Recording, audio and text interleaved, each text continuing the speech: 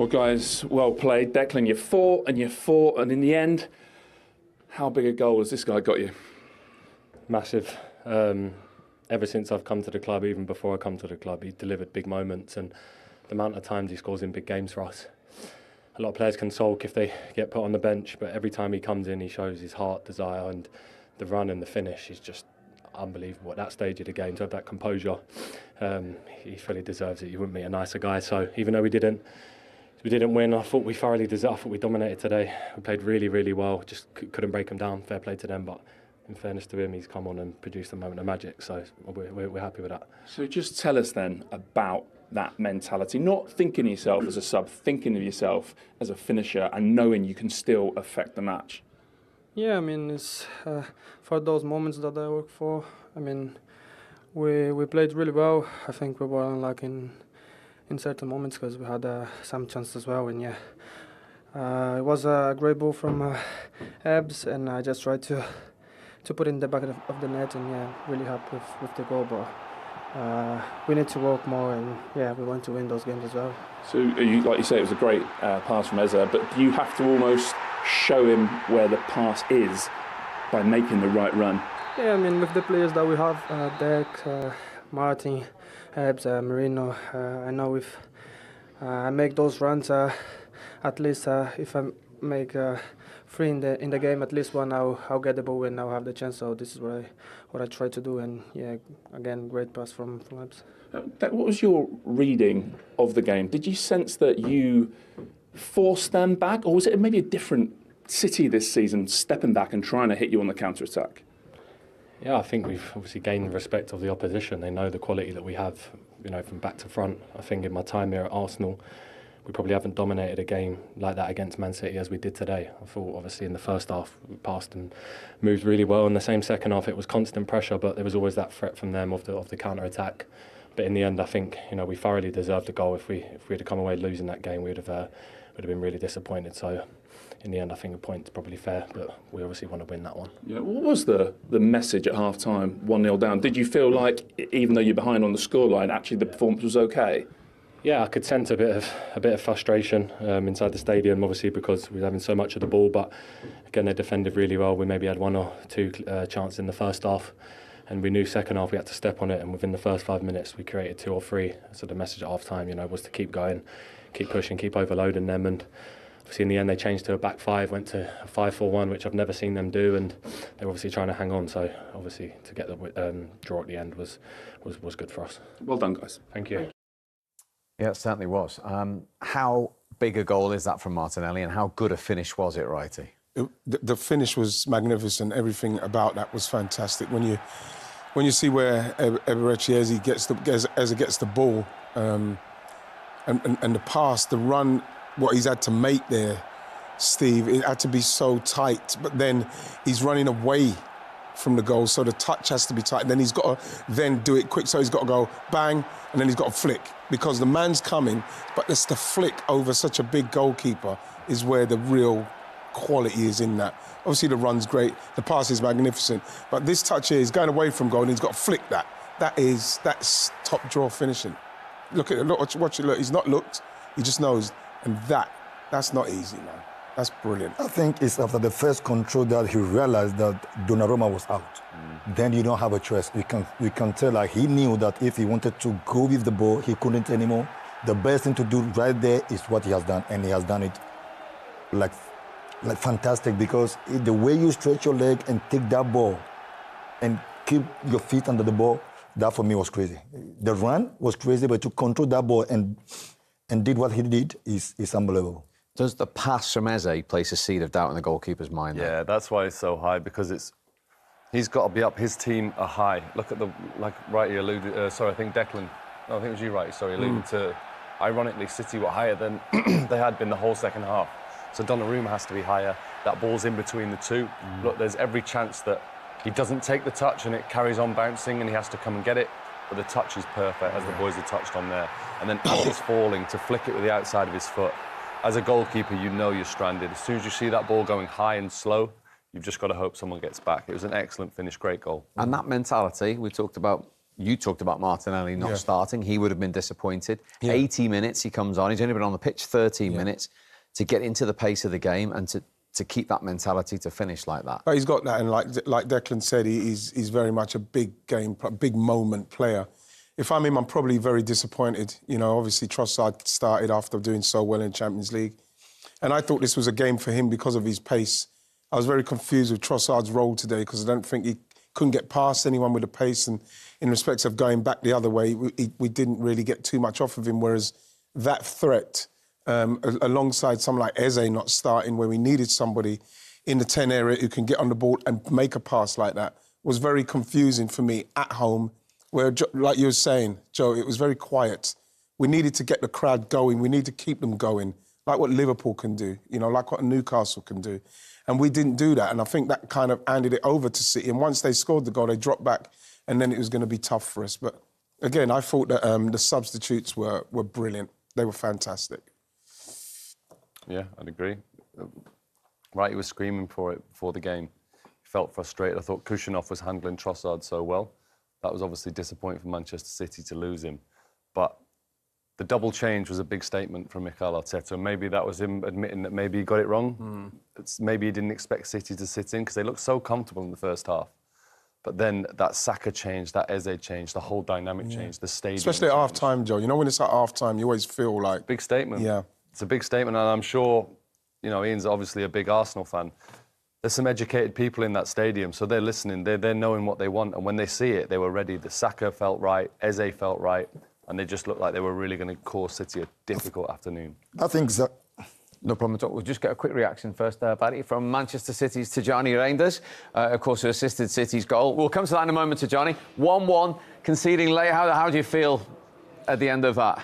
Yes, unfortunately, they scored the late equaliser, but yeah, it was a tough game, but as a team we fought till the end, and yeah, what I said, unfortunately, it's a late equaliser. Did you feel you'd done enough to get the clean sheet? They scored that late? Yeah, of course, there was a lot of pressure from them, especially in the last 20 minutes with their corner kicks, free kicks, and the crosses they gave. But yeah, I think we defended it pretty well. So yeah, I think we did everything to don't give away the equaliser. But yeah, it's football.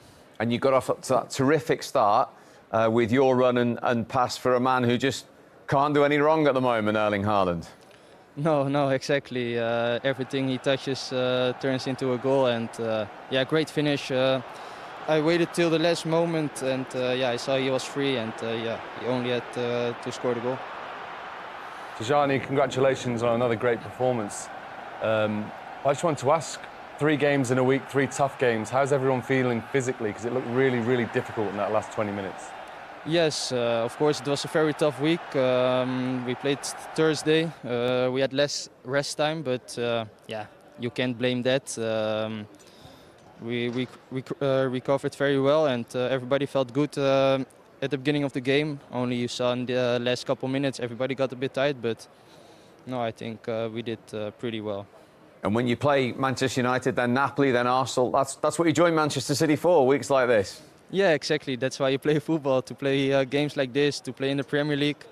And yeah, it's amazing. And yeah, we have to continue. The season just started, and we have to keep going. Tijjani, thanks for joining us. Well done today. Thank you very much. Appreciate it. He's put a lot of minutes, actually, since signing, hasn't he? He's got high energy levels. I say him and Doku shone through energy. I thought they were fantastic today. They offered that little threat that they had to give Arsenal a threat, because at one point City were just pinned in. So credit to them. But like you said, it's only the start of the season. It's why he joined them. And I said it just after the game. I don't feel sorry for them being tired. They've got a big squad to pick. I think Guardiola's got to get some form of big up as well. I thought he was very dominant in that middle bit, especially when we got a little bit desperate and just getting the ball in there. I thought that he was in the right place all the time, so I thought he played well. And what he was saying there was they thought they got there, but we haven't seen Manchester City do that an awful lot in the Pep Guardiola. Those are the things that maybe mistakenly he doesn't say it right. And if Arsenal recognize at the end of the day, he stated they were tired at the end. So when you are tired, you lose 1 point, 2 points here, then you end up losing the title. And I think, as we all said today, those are the reasons why Arsenal bought Eze to play this kind of game. And obviously, him during the week, I'm pretty sure he has this type of game in his mind. I can't wait to play against Man City Sunday at Emirates. It's home. I have to do my magic. Then people will love me. Then you end up being on the bench. It's a pain for him. But he came through, show what he got in his locker. But I think he will be very disappointed not starting the game today. Yeah. Because I think personally, those are the games why the bought Eze to come to Arsenal. Not against Everton, not against Wolverhampton, against Man City, against Liverpool in the Champions League. That's why he cost them a lot of money. I think that the change in at half time always kind of signifies that maybe that ain't quite right.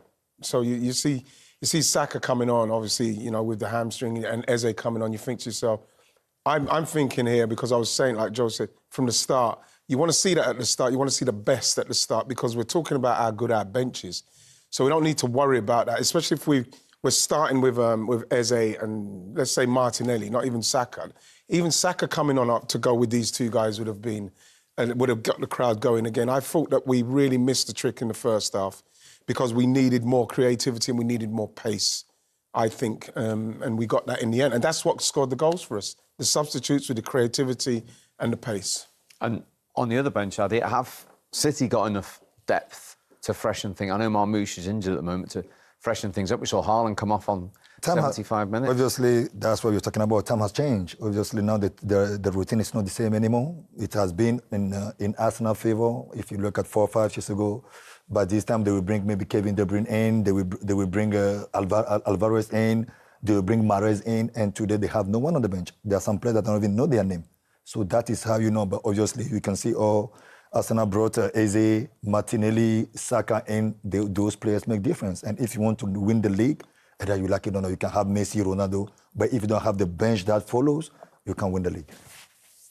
Yeah, I'd echo that. I think looking at the bench through the years of City being so dominant as they are, no matter the situation, whether you're looking for a goal, looking to hold out, you know that Pep Guardiola can make 2, 3, 4 strong changes. I think when you're on that pitch in the 60th minute, absolutely shattered, and you're looking at the bench and you're thinking, who's going to come on and help us here? Look at the subs that were made. Haaland came off for a defensive midfielder. Phil Foden came off for a centre-half. I think there's strong messages being sent. It's obvious that they were going to try and hold on to the 1-0 lead. That's unheard of, unrecognisable for Pep City, isn't it? It is. And like I say, I don't feel sorry for them because that's the squad that he's assembled. I think he was still expecting to be a bit more dominant this season, and it's not quite playing out that way. And the mentality as well for Gabriel Martinelli. Didn't come on till the 80th minute, disappointed not to be involved, but then to come on and yet again in a big game make an impact. He's a big player, either you start the game or not, you have to keep your focus high, you have to be ready, because it's not only for yourself anymore. You have to keep your ego around the team, and you are here to do a job. You are paid to play football. You are here to represent the club, which is Arsenal. So I think he has shown it again once today that we can, all Arsenal, the team, the fans, they can believe in his ability, either he start the game or being on the bench. But we all thought today he's going to start the game. But he showed us that we were wrong, and he actually proved us also wrong, that him coming in, he can also be a different, he's always focused. And I think that's a big and a strong message for the coaches now that, okay, I put you on the bench, maybe to punish you, maybe for whatsoever reason, but you have proved me again wrong. So I think now it's going to be hard for the coaches now. You have Saka, you have Madueke, you have Eze, and you have Martinelli. It's a big problem, which is a good and positive for the club. And my message to him, I wouldn't be now. I want to play, especially with what he's done the other day with the Champions League. We know what he's capable of. He's somebody that needs consistently to be playing.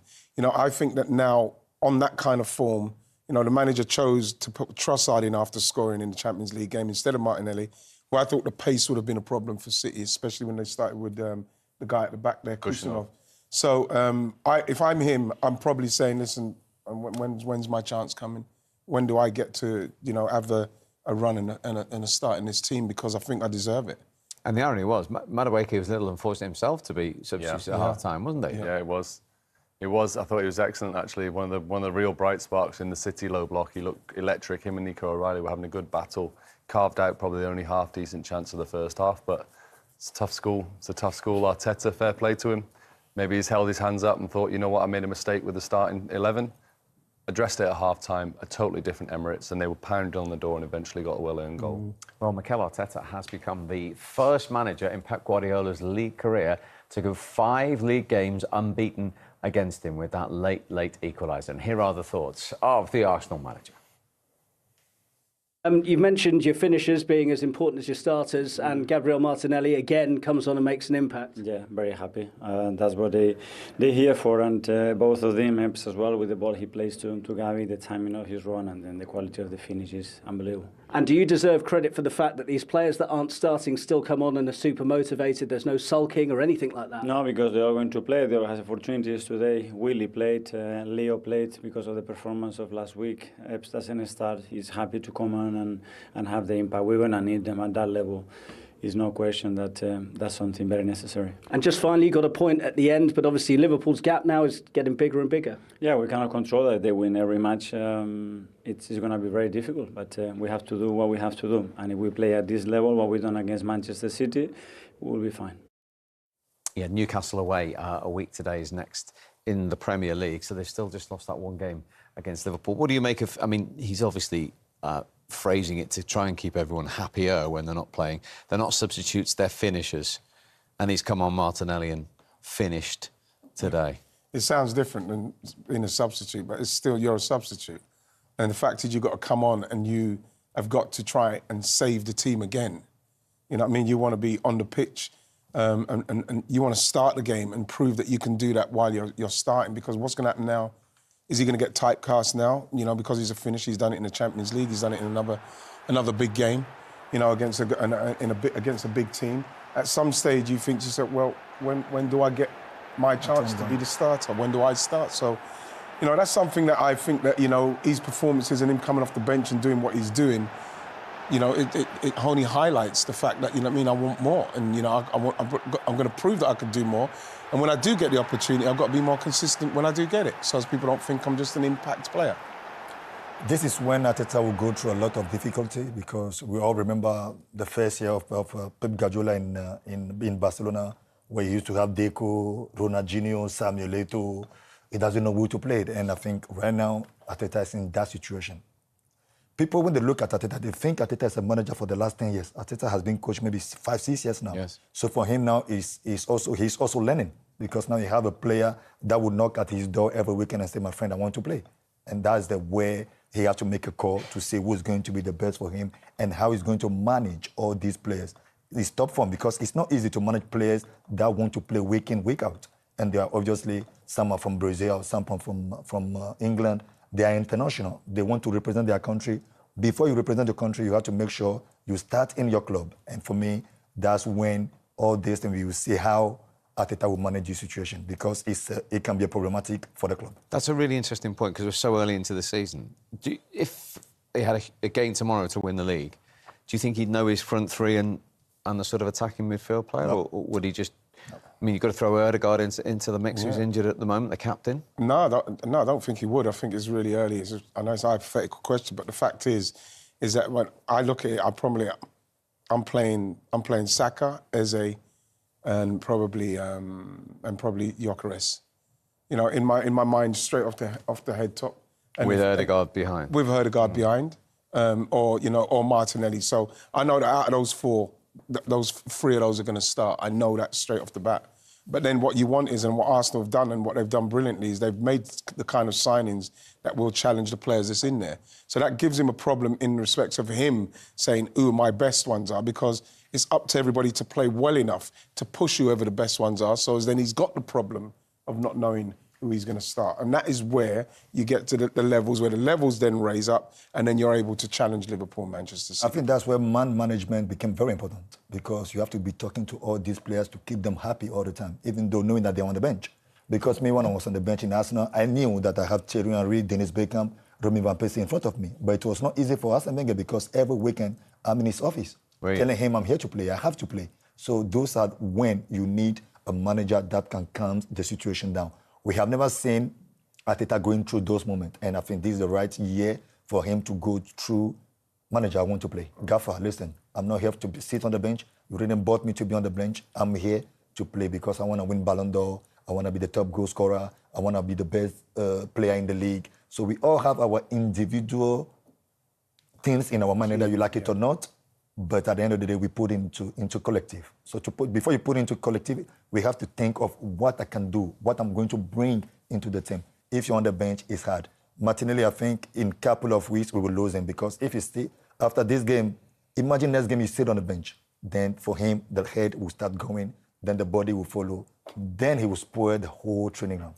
He comes with the territory, though, because they're the biggest net spenders. He wanted more strength and depth. It's a challenge for the title. He's got it, but this is the nice stroke hard problem that comes with it. Yeah, of course. And that's why I think Pep Guardiola's famed for wanting such a small squad, 20 players that you can manage. But ultimately, if you want to challenge on all fronts, and Arsenal can't afford to give up any trophies, they've got to attack the League Cup, the FA Cup, the Champions League and the Premier League because they need that silverware to back up the good work they're doing. The League Cup coming next week is a big one for them. It means they can rotate it a little bit and give people some minutes.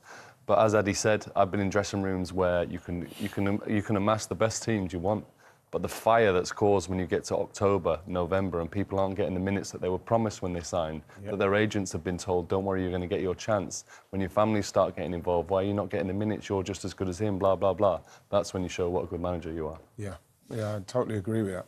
Totally agree with that. I can't really add to that. But this is the challenge Mikel Arteta's probably going to have for the first time with that strength and depth, with the bench that he named today. Yeah, and that's exactly what I'm sure that's what he wants. And I think that even today, with his selection, and I think Joe mentioned it as well, maybe he realised that it was by half time, I made a mistake. And the main thing with that is being able to say, right, I'm just going to switch it and bam, and make the change. Ideally, as the games get more important, he'll make those decisions, the right decisions right off the bat. Now, people are saying, well, it might not be the wrong decision. In my eyes, I'm starting Martinelli and Eze. Because at home, you want him to go in, he gets the crowd going, Martinelli, Eze can make those passes like we saw him do. So we need to start that quickly. You know, you're looking at a City side that come to defend. When have you ever seen that? You've never seen that before, 5-4-1. They've come to do that because, I don't know if it's because they've played so many games, played 3 games with the same team, Joe. Yeah. I don't know, you could see that they were getting tired. Erling Haaland had to go off, you know. It's a situation where things are changing and it's good. To see like Pep now. Pep's changing now. He's gone 5-4-1. You know what I mean? He's realised, right, I'm going to sit back. I remember there's times when Arsenal went to City and they said they sat back, I think they got a 2-2 draw. He said, you've got to be going there to win. You know, if Pep can come somewhere to sit back and try and hold onto a result, then Arsenal should be able to do the same. So it's going to be interesting to see if people make the same comments about City coming to defend that Arsenal did the last time they went to Main Road, to the Etihad and didn't get it done. Very, very early days, only 5 games in, but they're already 5 points behind Liverpool. Yeah. Is that any concern at this stage or just too early? Not really, but we all knew that Liverpool are not going to lose 6 or 7 games during the season either. So I think in 2-3 weeks, if they are still leading with that gap, then there is a problem. They have to find a solution. Liverpool are playing quite well now. Remember, Ekitike is doing the job properly, scoring goals. Isaac is at the moment on the bench playing one. And by the time all those players will click in, they will be unbelievable. They will be unstoppable, Yeah. I think. I think if they lost today and it went to 8 points, you start thinking about that. Your fan base starts thinking about it. You start thinking about it. You're starting to now think about Liverpool. And if they win, you're like, ugh. Instead of being able to be close enough that even if they win, you can win and you're still close enough. But when you're starting to fight, it would have been 8 points today. If you win and then Liverpool win, it's still 8 points again. So you're constantly trying to chase. You don't want them to get away, Steve. That's the thing. That's why this is such a big result for Arsenal. You can't let them get away and then get away again because you can't lose too many games. Liverpool won't lose too many games, like Addy said. I think the last 4 years, the teams that have won it have lost 5 games, 3 games, 4 games, 3 games. Arsenal would have lost 2 games by now. That's nearly half. So you cannot get into that situation. So you can't. We couldn't lose today. I'm totally honest. And I'm quite pleased in the end. I was more relieved than anything that we scored that equaliser. I get what Ian is saying, but remember, it's only 1 point that you took today. So from 8 to 7. So for me, the gap is not big anymore. So obviously, Arsenal took 1 point. They will be leading by 8. Now they are leading by 7. It's still a little bit too much. So I think Arsenal have to start winning. then we have to be praying for other team to lose, which is Liverpool. I don't see how, because now Isaac have a couple of weeks, has some games in, he'll be fit. Then Salah still doing Salah, and I think it will be difficult to catch, but it's not impossible. OK, let's get the other side of the reaction. Here is the Manchester City boss, Pep Guardiola. Well, Pep, your analysis of the 90 minutes and your team's performance? We cannot make analysis without what happened this week. Like we play at Tough Games United and Champions League, and on Thursday now today, and a team like is so powerful in all the aspects. It just heads off to the team how they're resilient. Of course, it's so difficult where you're not effective in high pressing and you're not effective in the build-up. Always is so tough and so difficult to do it. We make some transitions. I think the result is fair. It's a little bit we're close in the 5 or 10 results, but I think in general Arsenal was better. And yeah, the team was there, and yeah, we had better result than last season. I would say we had better result than last season against United, so we take for that. Well, this is interesting. 601st top flight game as a manager today, and that is the lowest possession in a league game he's ever had in his managerial career, 32.8%. And he actually was honest enough there, Joe, to say in general Arsenal were better. But is that a sea change for today, just because of the unchanged team and the week he's had, or is that a little sign of the different Manchester City? No, I don't think we're not going to be seeing 30s from them again this season if they can help it, unless there's something drastic happens in the game, losing a player or injuries. That's not how they're setting up this season. They're not going to look to just grind out results like that. That was a bit of a one-off at the end of a week where he felt like he could only trust that 11 to start again. Tough week. Thursday night was a tough game, and they felt like they had to dig in.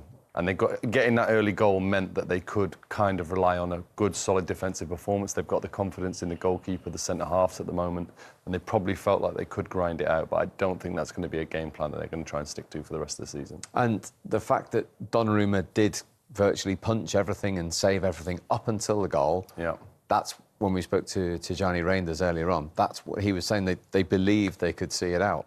Yeah, I think they felt reasonably comfortable, you know. Donnarumma's had 2 saves that you'd expect to make during the game, not many gilt-edged chances. Admittedly, though, the concerning thing for City is David Raya. I think Erling Haaland had 1 half-decent chance after his goal. Other than that, he was a relative spectator for the game.